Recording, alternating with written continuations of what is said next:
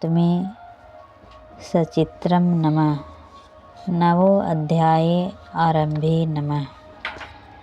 मैं अर्धनारीश्वर के श्री विग्रह की निरंतर शरण लेता हूँ। उसका वर्ण बंधुक पुष्प और स्वर्ण के समान रक्त पीताम्बरित है। वह अपनी भुजाओं में सुंदर अक्षय माला, पाश, अंकुश और वरद मुद्रा धारण करती है। अर्धचंदन उसका आभूषण है तथा वह 3 नेत्रों से सुशोभित है। राजा ने कहा, भगवान, आपने तो रक्त बीज के वध से संबंध रखने वाले देवी चरित्र का यह अद्भुत महात्म्य मुझे बताया। अब रक्त बीज के मारे जाने पर अत्यंत क्रोध में भरे हुए शुभ और निशुभ ने जो कर्म किया उसे मैं सुनना चाहता हूँ। ऋषि कहते हैं, राजन, युद्ध में रक्त बीज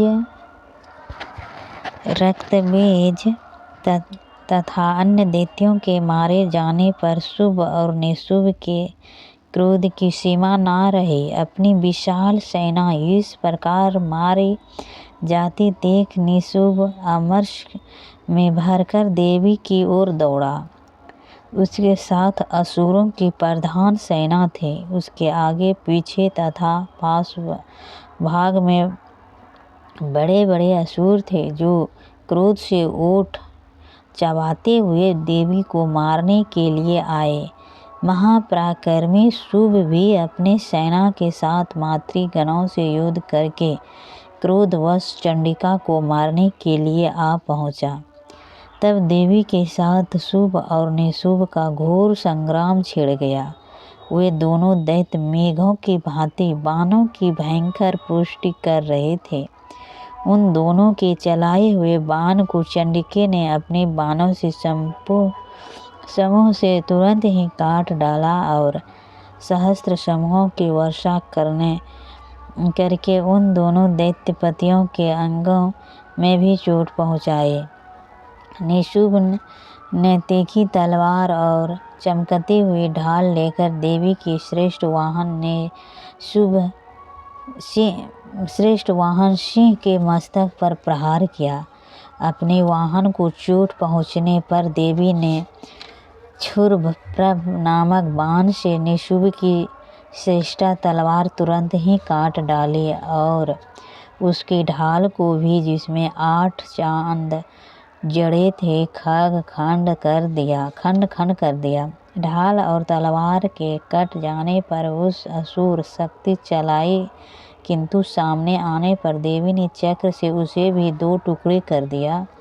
अब तो निशुभ क्रोध से जल उठा और उस दानव ने देवी को मारने के लिए शूल उठाया, किंतु देवी ने समीप आने पर उसने मुक्के से मारकर चूर कर दिया।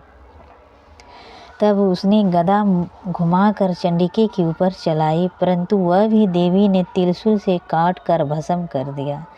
तदंतर दैत्यराज निशुभ को फरसा हाथ में लेकर आते देख देवी ने बाण समूहों से घायल कर धरती पर सुला दिया। उस भयंकर पराक्रमी भाई निशुभ को धराशायी हो जाने पर शुभ को बड़ा ही क्रोध हुआ और अंबिका का वध करने के लिए वह आगे बढ़ा। रथ पर बैठे बैठे ही उत्तम आयुधों से सुशोभित अपनी बड़ी बड़ी 8 अनुपम भुजाओं से समूचे आकाश को ढक कर वह अद्भुत शोभा पाने लगा। उसे आते देख देवी ने शंख बजाया और धनुष की प्रचंडा का भी अत्यंत दुस्साहस शब्द किया। साथ ही अपने घंटे के शब्द से जो समस्त दैत्य सेनाओं का तेज नष्ट करने वाला तथा संपूर्ण देशाओं को व्याप्त कर दिया। तदंतर सिंह ने भी अपनी दहाड़ से, जिसे सुनकर बड़े बड़े गर्जों का महान मदचूर हो सकता था, आकाश, पृथ्वी और 10 दिशाओं को बुझा दिया।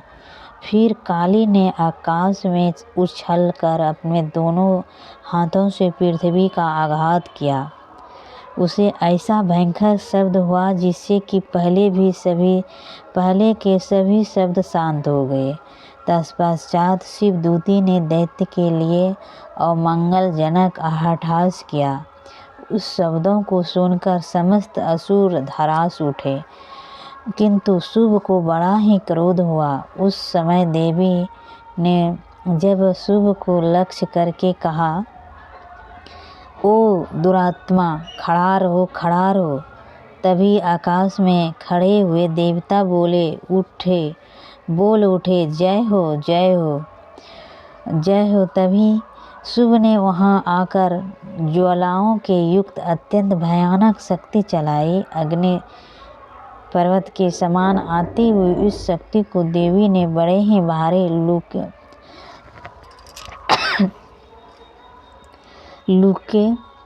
से दूर हटा दिया। उस समय शुभ के सिंहनाद से तीनों लोक गूंज उठे। राजन, उसकी प्रतिध्वनि से वज्रपात के समान भयानक शब्द हुआ, जिससे अन्य सब शब्दों को जीत लिया। शुभ के चलाए हुए बाणों के देवी ने और देवी के चलाए हुए बाणों के शुभ ने अपने भयंकर बाणों द्वारा सैकड़ों और हजारों टुकड़े कर दिए। तब क्रोध में भरी हुई चंडिका शुभ को शूल से मारा। उसके आघात से मूर्छित हो वह पृथ्वी पर गिर पड़ा। इतने में ही निशुभ को चेतना हुई और उसने धनुष हाथ में लेकर बाणों द्वारा देवी काली तथा सिंह को घायल कर डाला। फिर उस दैत्यराज 10,000 बाहें बनाकर चक्रों के प्रहार से चंडिके को आच्छादित कर दिया। तब दुर्गम पीड़ा का नाश करने वाली भगवती दुर्गा ने कुपित होकर अपने बाणों से उन चक्रों तथा बाणों के काट गिराया। यह देखकर निशुभ दैत्य सेना के साथ चंडिका का वध करने के लिए हाथ में गदा ले बड़े वेग से दौड़ा। उसके आते ही चंडिके तीखी धार वाली तलवार से उसकी गदा को ही शीघ्र काट डाली। तब उसने शूल हाथ में ले लिया। देवताओं को पीड़ा देने वाले निशुभ को शूल हाथ में लिए आते देख चंडिका वेग से चलाए हुए अपने शूल से उसकी छाती छेद डाली। शूल के विदीर्ण हो जाने पर उसकी छाती से एक दूसरा महाबली, एक महापराक्रमी पुरुष खड़ी रहो कहता हुआ निकला। उस निकलते हुए पुरुष की बात सुनकर देवी ठठाकर हंस पड़ी और खड्ग से उन्होंने उसका मस्तक काट डाला। फिर तो वह पृथ्वी पर गिर पड़ा। तदंतर सिंह अपने दहाड़ से असुरों की गर्दन कुचल कर खाने लगा। यह बड़ा ही भयंकर दृश्य था। उधर तो काली और शिवदूती ने भी अन्य दैत्यों का भक्षण आरंभ किया। कुमारी की शक्ति से विदीर्ण होकर कितने ही महादैत्य नष्ट हो गए। ब्राह्मणी के मंत्र पुत्र जल से निस्तेज होकर कितने ही भाग खड़े हुए। कितने ही दैत्य महेश्वरी के त्रिशूल से छिन्न भिन्न हो धराशायी हो गए। वाराही के थोथुन के आघात से कितनों का पृथ्वी पर कचूमर निकल गया। वैष्णवों ने भी अपने चक्र के दानवों से टुकड़े टुकड़े कर डाले। इंद्रिय के हाथ से छूटे हुए व्रज के भी कितने ही प्राणों के हाथ धो बैठे। कुछ असुर नष्ट हो गए तो कुछ महायुद्ध से भाग गए तथा कितने ही काली शिवदूती तथा सिंह के ग्रास्त बन गए। इसी प्रकार 9वां अध्याय पूरा हुआ। 10वां अध्याय आरंभे नमः। मैं मस्तक पर अर्धचंदन धारण करने वाली शिव शक्ति स्वरूपी भगवती कमलेश्वरी का हृदय में चिंतन करती हूँ। वे तपाए हुए स्वर्ण के समान सुंदर है। सूर्य, चंद्रमा, अग्नि ये ही तीनों इसके नेत्र है। तथा वे अपने मनोहर हाथ में धनुष, बाण, अंकुश, पाश और शूल धारण किए हुए हैं। ऋषि कहते हैं, राजन, अपने प्राणों के समान प्यारे भाई निशुभ को मारा गया देख तथा सारी सेना का संहार होता जान शुभ ने कुपित होकर कहा, दुष्ट दुर्गे, तू बल के अभिमान में आकर झूठ मूठ का घमंड ना दिखा। तू बड़ी ही मनमानी बनी हुई है, किंतु दूसरी स्त्री के बल का सहारा लेकर लड़ती है। देवी बोली, ओ दुष्ट, मैं अकेली ही हूँ। इस संसार में मेरे सिवाय दूसरी कौन है? देख, ये मेरे ही विभूति है, अतः मुझ में ही प्रवेश कर रही है। तदंतर ब्राह्मणी आदि समस्त देवियों अंबिका देवी के शरीर में लीन हो गई। उस समय केवल अंबिका देवी ही रह गई। देवी बोली, मैं अपनी ऐश्वर्य शक्ति से अनेक रूपों में यहाँ उपस्थित हुई थी। उन सब रूपों को मैंने समेट लिया। अब अकेली ही युद्ध में खड़ी हूँ। तुम भी स्थिर हो जाओ। ऋषि कहते हैं, तदंतर देवी और शुभ दोनों में सब देवताओं तथा दानवों को देखते देखते भयंकर युद्ध छिड़ गया। बाणों की वर्षा तथा तीखे शस्त्रों एवं दारुण अस्त्रों के प्रहार के कारण उन दोनों का युद्ध सब लोगों के लिए बड़ा ही भयानक प्रतीत हुआ। उस समय अंबिका जी ने जो सैकड़ों दिव्य अस्त्र छोड़े, उन्हें दैत्यराज शुभ ने उन्हें निवारण अस्त्रों द्वारा काट डाला। इसी प्रकार शुभ ने भी जो दिव्य अस्त्र चलाए, उन्हें परमेश्वरी भयंकर हूँ के शब्द उच्चारण में आदि द्वारा खिलवाड़ में ही नष्ट कर दिया। तब उस असुर सैकड़ों बाणों की देवी को आच्छादित कर दिया। असुर ने सैकड़ों बाणों से देवी को आच्छादित कर दिया। यह देख क्रोध में भरी हुई उन देवी ने भी बाण चलाकर उसका धनुष काट डाला। धनुष कट जाने पर फिर दैत्यराज ने शक्ति हाथ में ली, किंतु देवी ने चक्र से उसका हाथ की शक्ति को भी काट गिराया। तत्पश्चात दैत्यों के स्वामी शुभ सो चांद वाली चमकती हुई ढाल और तलवार हाथ में लेकर उस समय देवी पर धावा किया। उसके आते ही चंडिका अपने धनुष से छोड़े हुए तीखे बाणों द्वारा उसने सूर्य किरणों के समान उज्ज्वल ढाल और तलवार को तुरंत काट गिराया। फिर उस दैत्य के घोड़े और सारथी मारे जाने, धनुष तो पहले ही कट चुका था। अब उसने अंबिका को मारने के लिए उद्धत हो भयंकर उद्गर हाथों में लिया। उसे आते देख देवी ने अपने तीक्ष्ण बाणों से उसका मुग्दर भी काट डाला। तिस पर भी वह असुर मुक्का तानकर बड़े वेग से देवी की ओर झपटा। वह दैत्यराज ने देवी को छाती में मुक्का मारा।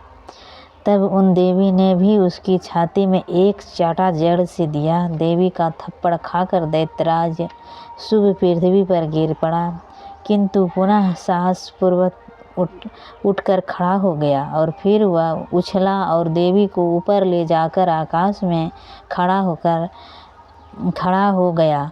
तब चंडिका आकाश में भी बिना ही आधार के ही शुभ के साथ युद्ध करने लगा।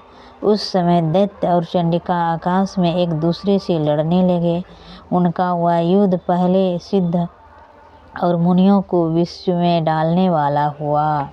फिर अंबिका ने शुभ के साथ बहुत देर तक युद्ध करके पश्चात उसे उठाकर घुमाया और पृथ्वी पर पटक दिया। पटकने पर पृथ्वी पर आने के बाद वह दुरात्मा दैत्य पुनः चंडिका का वध करने के लिए उनकी ओर बड़े वेग से दौड़ा।